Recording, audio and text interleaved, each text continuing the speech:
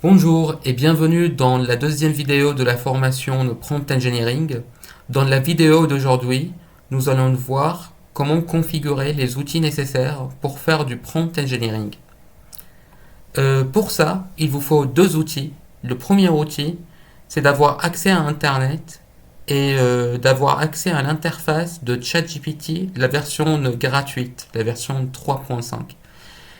Et le deuxième outil qu'il vous faut, c'est un éditeur de texte Python qui s'appelle Tony IDE. Cet éditeur de texte est conçu pour les débutants parce que il a une fonctionnalité très spéciale et c'est ce que nous allons voir ensemble. Tout d'abord, pour l'interface ChatGPT, je vous la montre. Ici, vous pouvez écrire votre prompt, votre requête ChatGPT. Vous posez la question. Il faut faire très attention lorsque vous posez votre requête ou question à ChatGPT parce qu'il ne faut pas partager ces informations sensibles. Et le deuxième outil, c'est l'éditeur de texte Tony. Moi, je l'ai déjà installé sur mon PC. Il ressemble à ça. Ici, vous avez votre répertoire, là où se trouvent vos dossiers, vos fichiers. Ici, vous avez l'éditeur de texte. En bas de l'écran, vous avez la fenêtre du console, ce qu'on appelle aussi le terminal. Ici, vous avez vos variables. Et là, qu'est-ce qui est de spécial avec l'éditeur de texte Tony? Ce qui est spécial, c'est qu'il vous apprend à déboguer votre code étape par étape. Et il vous montre toutes les étapes du débogage. Par exemple, j'ai envie de savoir le factoriel du nombre 5. Quel est le factoriel de 5? En mathématiques, nous savons que le factoriel d'un nombre n factoriel est égal à n fois n moins 1. Ça veut dire le factoriel de 5 est égal à 5 fois 4 fois 3 fois 2 fois 1. Mais ça, c'est en mathématiques. Comment nous pouvons faire ça en informatique? Pour faire ça, c'est trop simple. J'ai juste créé une fonction de factoriel en Python. Si n est égal à 0, on retourne 1 parce que le factoriel de 0 est égal à 1. Et si le nombre est différent de 0, on retourne n fois factoriel de n-1. Ça ressemble à la fonction mathématique du factoriel. Et si j'exécute mon code, il me donne la réponse du factoriel 5. Factoriel 5 est égal à 120. Ça veut dire 5 fois 4 fois 2 fois 1 est égal à 120. Mais la fonctionnalité spéciale de l'éditeur Tony, c'est qu'il vous permet de savoir les détails du calcul et l'exécution de votre code. Par exemple, là, lorsque je lance le code, il me dit que je suis dans la fonction factorielle. Je rentre dans la fonction, là j'appelle la fonction factorielle. Je lui passe en paramètre le nombre 5. Et là, étape par étape, il vérifie est-ce que n est égal à 0. 5 n'est pas égal à 0.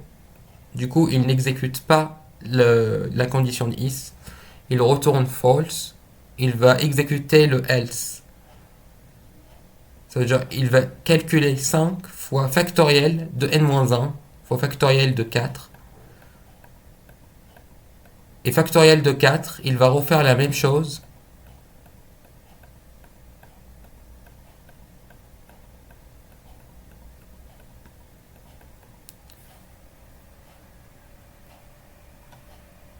Etc.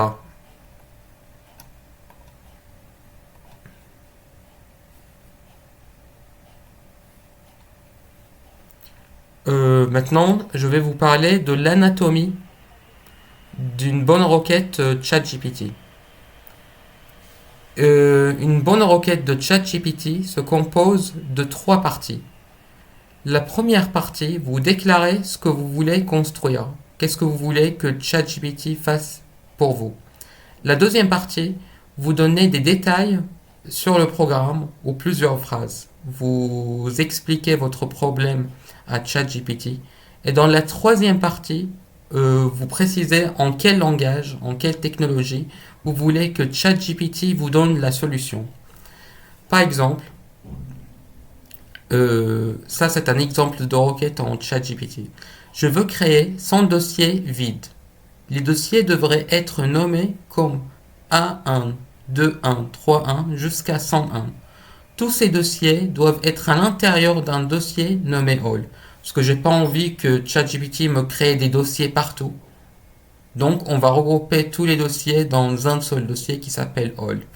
Écrivez-moi un script Python pour cela. La première partie, j'explique mon problème. Dans la deuxième partie, je fournis des détails sur mon problème. Et dans la troisième partie, je demande à ChatGPT le langage souhaité. Donc je fais coller, j'exécute le code, et là ChatGPT va me donner un script pour exécuter le code avec des détails. Je copie le code, je vais dans l'éditeur de texte Tony, je fais coller, et si j'exécute le script, il devra me créer un dossier à l'intérieur duquel on a 100 dossiers vides nommés du A1 jusqu'à 101. Maintenant, l'exécution s'est bien passée. Il a exécuté le code correctement parce qu'on ne voit pas de problème dans le terminal. Si je rafraîchis, non, il faut rafraîchir la page pour avoir le dossier. Et là, on peut voir qu'on a un dossier qui s'appelle All, à l'intérieur duquel on a 100 dossiers vides. Donc avec ça, on peut voir l'utilité de ChatGPT pour automatiser les tâches. Parce que moi, ça me prend beaucoup de temps pour créer 100 dossiers vides à la main, de les créer un par un.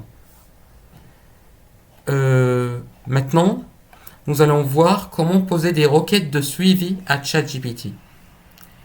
L'exemple de requête, c'est je veux créer 100 fichiers texte. Chaque fichier texte devrait avoir comme le nom la date actuelle, la date du jour, par exemple. Nous, on est le 5 mai 2024. Écrivez-moi un script Python pour cela. Et toujours, la requête se compose en 3 parties. Mon problème, les détails sur mon problème et qu'est-ce que j'ai envie que ChatGPT fasse pour moi. Je copie cette partie du code, je la colle sur ChatGPT. En fait, lorsque vous avez un nouveau problème à poser à ChatGPT, vaut mieux créer une nouvelle conversation. Vous n'utilisez pas la même conversation avec l'ancienne historique.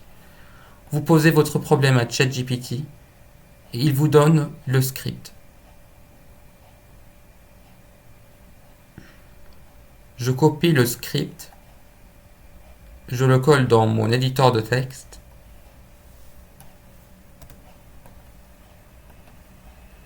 J'exécute le code. Et là, dans le terminal, il me dit qu'il m'a créé 10 fichiers texte avec la date d'aujourd'hui.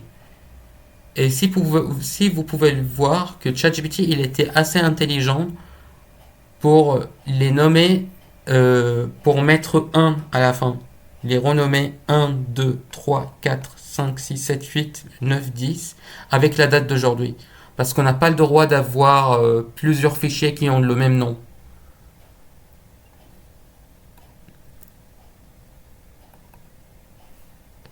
Mais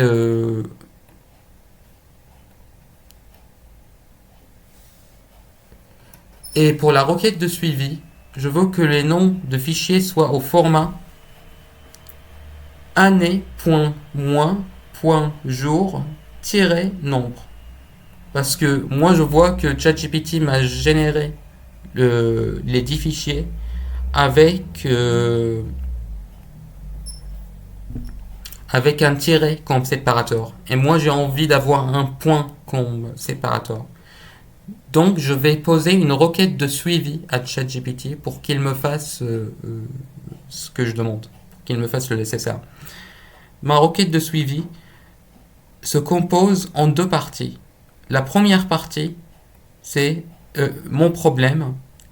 Et la deuxième partie, c'est ce que j'ai envie que ChatGPT me fasse pour moi.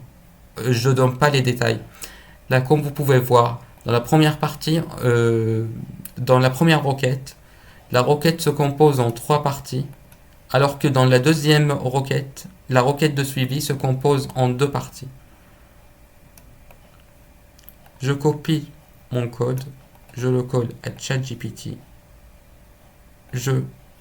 j'envoie le message, et là il me génère un nouveau code qui répond à mon problème.